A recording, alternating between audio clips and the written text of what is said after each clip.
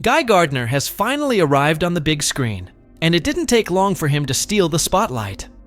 After his explosive debut in James Gunn's Superman film and his recent appearance in Season 2 of Peacemaker, DC's most unpredictable Green Lantern is already dividing the fandom.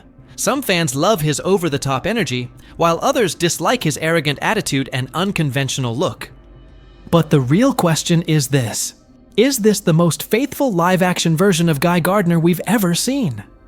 Before we dive into the history and layers of a character who has always lived in the shadow of Hal Jordan, make sure to subscribe to the channel.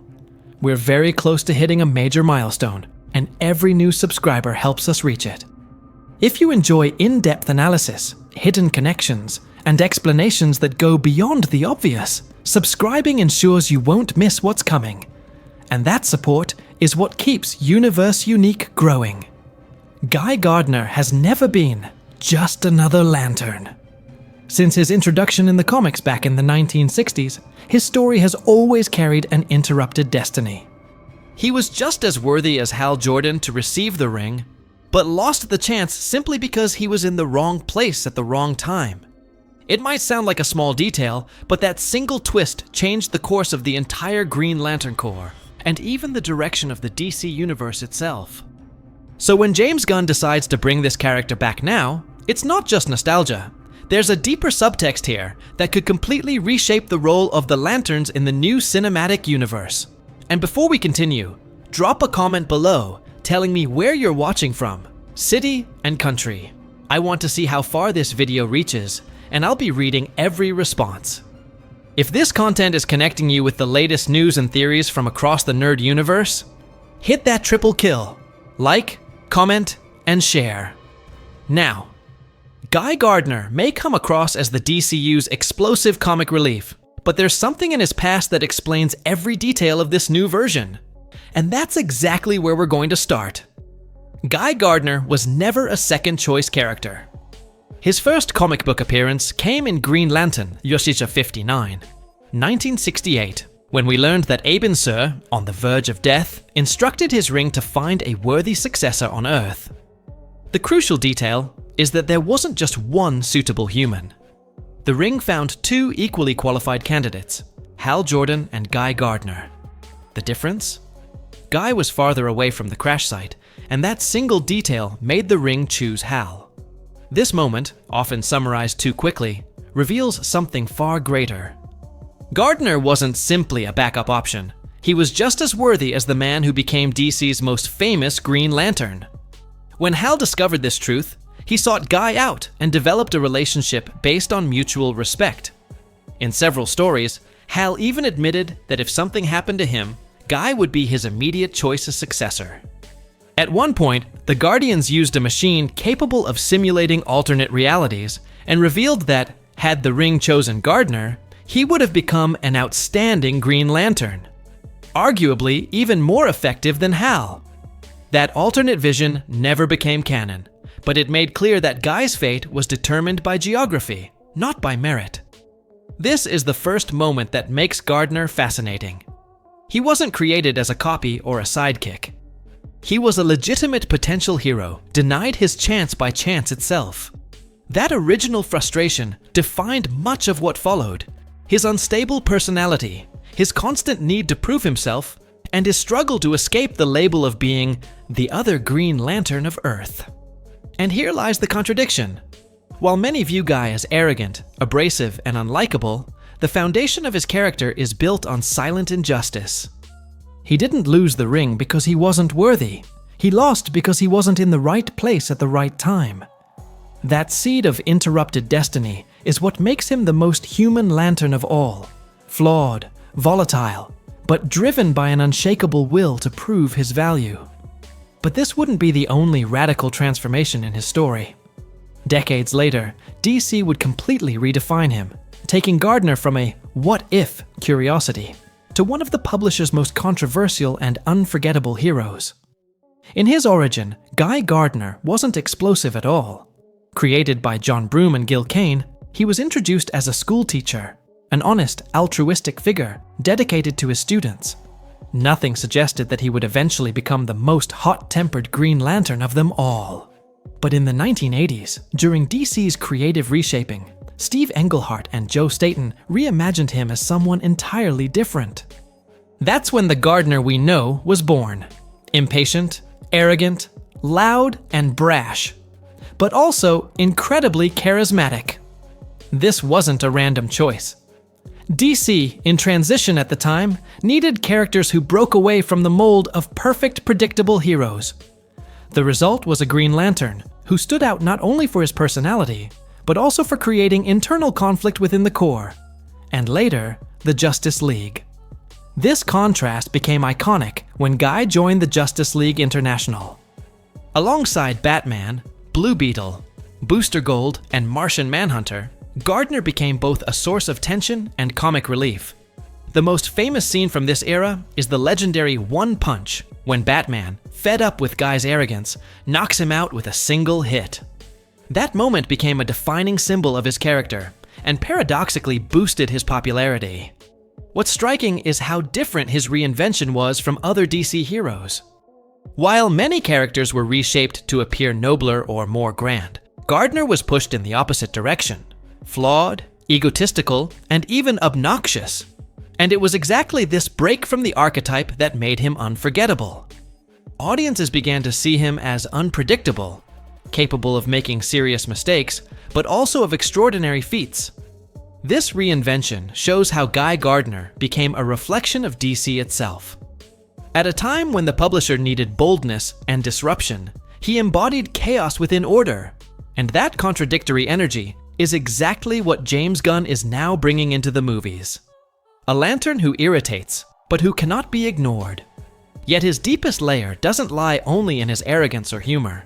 It comes from a much more personal place, his childhood and his fractured family. And that past explains why Gardner never fit into the mold of a model hero. Behind Gardner's arrogant and explosive exterior is a story shaped by pain. Unlike Hal Jordan, portrayed as a fearless pilot with few flaws, Gardner grew up in a broken home. His father was abusive, favored his older brother, and saw Guy as nothing more than the family failure. That weight shaped his personality, not just his aggression, but his relentless drive to earn respect. The New 52 storyline amplified this traumatic root. Guy came from a family of police officers, his father, his brother, and even his sister.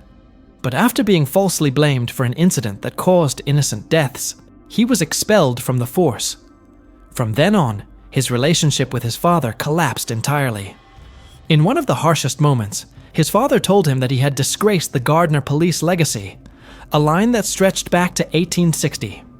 That break with family tradition created a hero in permanent conflict, always torn between anger and the desire for recognition.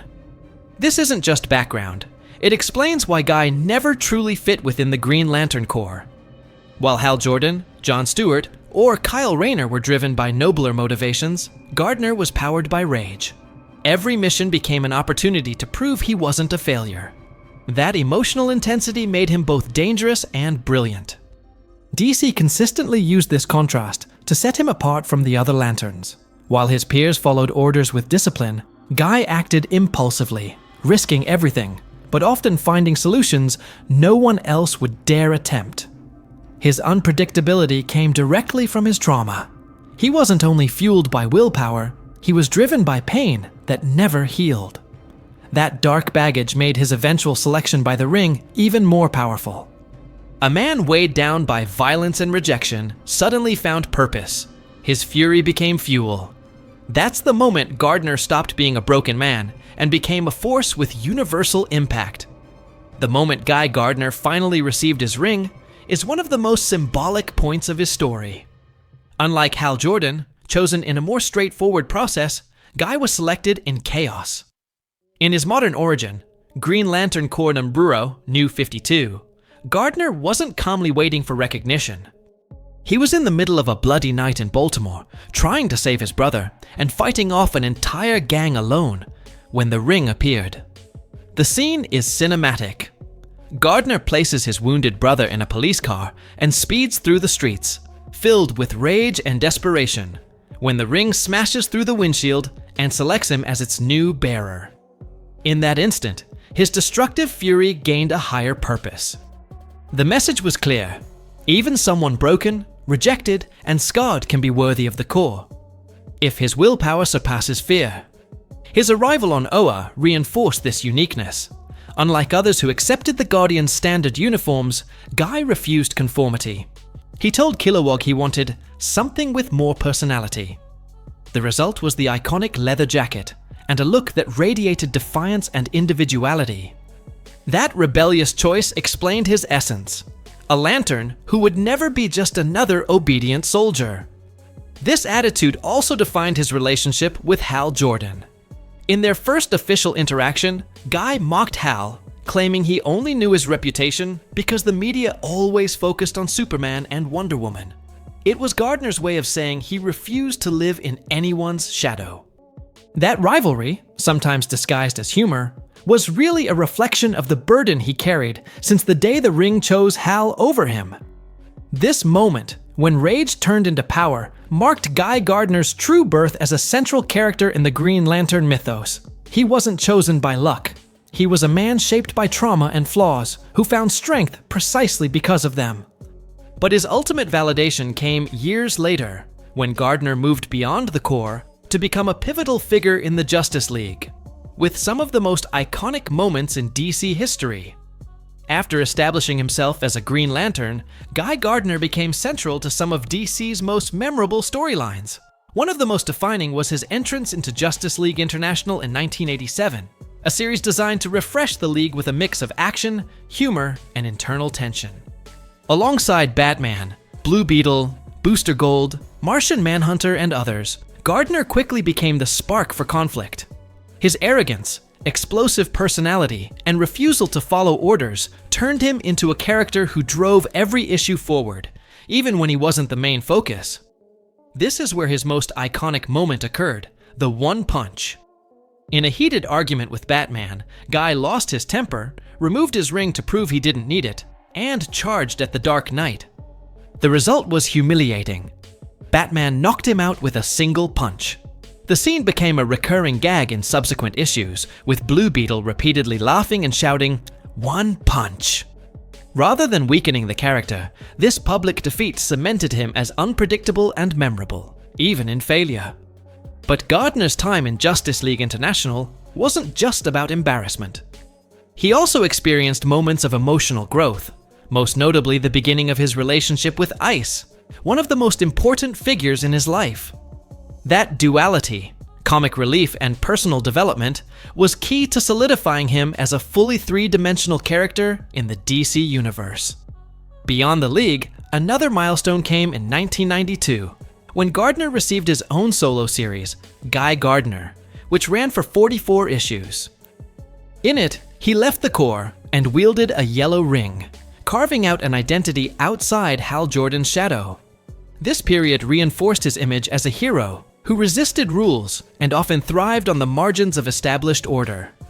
These arcs show why Guy Gardner can never be reduced to a caricature of arrogance. He exists in the tension between comedy and drama, failure and triumph, leaving an impact on every story he touches. And it was precisely this unpredictability that allowed DC to take him into even darker territory later, when his rage became more than just an attitude. It became literal power.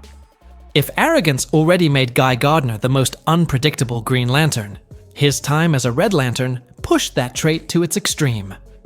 In Green Lantern Corps number 43, during the Blackest Night saga, Gardner lost emotional control after Kyle Rayner's death. Overcome with grief and fury, he tried to cling to Kyle's ring, refusing to let it pass on.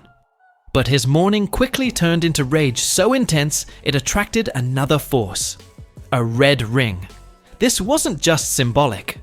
The Red Lantern Corps functions differently from the Green. Where Greens channel willpower, Reds are fueled by pure rage, with their very blood replaced by burning plasma. When Gardner accepted the red ring, he didn't abandon the green. He wielded both simultaneously.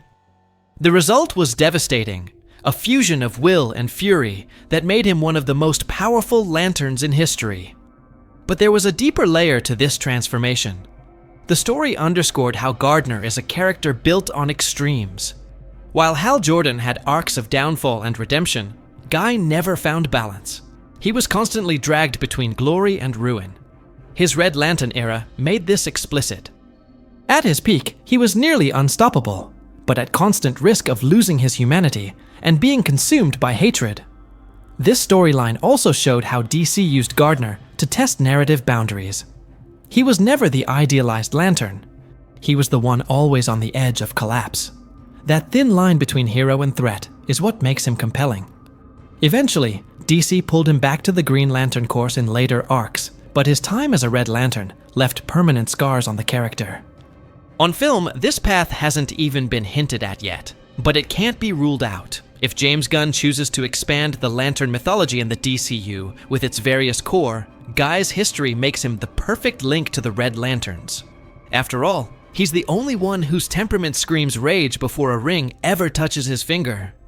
This dark chapter proved Gardner's unpredictability isn't a front, it's his essence. And that essence raises the question, how far will James Gunn go in portraying a Lantern who refuses to fit into any box? Now that Guy Gardner has debuted in James Gunn's DCU, first in the Superman film, and later in Season 2 of Peacemaker, the big question is whether this adaptation has captured his essence. Casting Nathan Fillion divided fans from the start. The exaggerated haircut and classic uniform that some criticized as cartoonish are, in fact, straight from the comics. Gardner was always depicted with that flashy style to emphasize his difference from other Lanterns. What looks over the top to some is actually fidelity to his roots. But Gardner's authenticity was never just about appearance. What really matters is whether film can capture his contradictory personality. Arrogant, hot-headed, but also fiercely loyal and driven by a raw sense of justice. In the comics, he was always the Lantern who irritated his peers, but proved indispensable in the toughest battles. That balance between chaos and heroism could make him a cornerstone of Gunn's new universe. If the DCU's plan is to expand Lantern mythology and explore different cores, Gardner is the ideal character to open that door. His comic history spans the Green Cores, the Yellow Ring, and even his time as a Red Lantern. Used well, he could serve as the bridge to bolder stories, bringing internal conflict and moral dilemmas rarely seen in other heroes. For that reason, Guy Gardner shouldn't be dismissed as mere comic relief or eccentricity in the DCU. He could be the key to exploring the Lanterns in ways cinema has never attempted, showing a side of the core beyond Hal Jordan's discipline and idealized image. The most unpredictable Green Lantern might be exactly what the new universe needs to add depth and humanity. And now I want to hear from you. Do you think James Gunn will take risks and fully explore Guy Gardner's dark, unpredictable potential? Or will he remain just the League's troublemaker?